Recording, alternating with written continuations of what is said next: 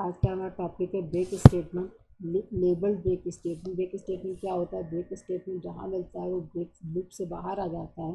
Switch statement के साथ भी ब्रेक स्टेटमेंट का यूज़ करते हैं एक केस को दूसरे केस से टर्मिनेट करने के लिए। जब अनलेबल्ड ब्रेक स्टेटमेंट मिलता है नेस्टेड लूप में तो इनर लूप से बाहर आता है, और जब लेबल ब्रेक स्टेटमेंट मिलता है तो आउटर लूप से बाहर आ जाता है। चलिए आइए, पिछले वीडियो में हमने देखा था कि आउटर लूप में के लिए वो कैसे, इनर लूप के लिए कैसे चलता है बिना लेबल स्टेटमेंट के। यहाँ पर हम देखेंगे कि लेबल स्टेटमेंट कैसे ब्रेक स्टेटमेंट काम करता है। तो क्लास जैन 16 एक्सिटी public static void string argument int I J I inner outer loop के लिए, जे इनर लूप के लिए यूज़ किया है। लेबल क्या दिया? आउटर लूप के लिए ए कोलन दिया है। अच्छा, फिर इनर लूप के लिए बी कोलन दिया है।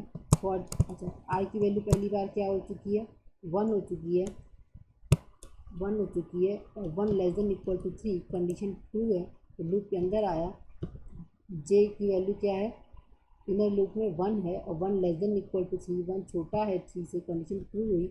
इफ़ की कंडीशन चेक करेगा, इफ़ की कंडीशन जब चेक हुई तो क्या हुआ?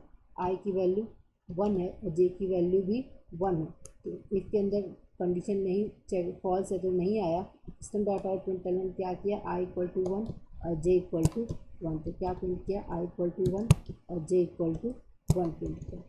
फिर उसके बाद से जे की वैल्यू इंक्रीमेंट हुई, 1 + 1 2 हो गई, 2 less than equal to 3 condition true है तो क्या प्रिंट किया? I equal to 1 J equal to 2 print किया। तो ये कंडीशन फॉल्स है।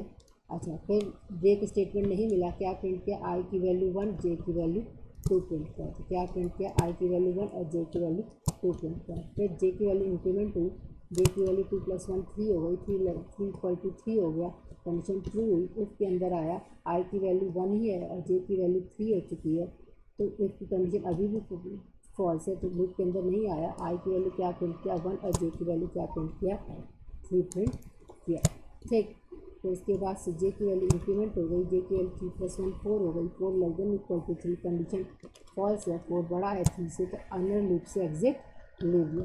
अच्छा, फिर आई की वैल्यू इंक्रीमेंट हो गई, आई की वैल्यू जब इंक्रीमेंट हुई तो 1 + 1 2 हो गई, 2 less than equal to 3 condition true है तो लूप के अंदर आया। इनर लूप के अंदर क्या मिला? जे इक्वल टू 1 और J less than equal to 3 condition true है, 1 लेस देन इक्वल टू 3, 1 छोटा है 3 से, तो क्या प्रिंट किया? आई की वैल्यू 2 हो चुकी है और जे की वैल्यू 1 हो चुकी है, अभी भी कंडीशन फॉल्स है। इसे सिस्टम डॉट आउट प्रिंट ने क्या प्रिंट किया? आई की वैल्यू 2 और जे की वैल्यू 1 प्रिंट किया।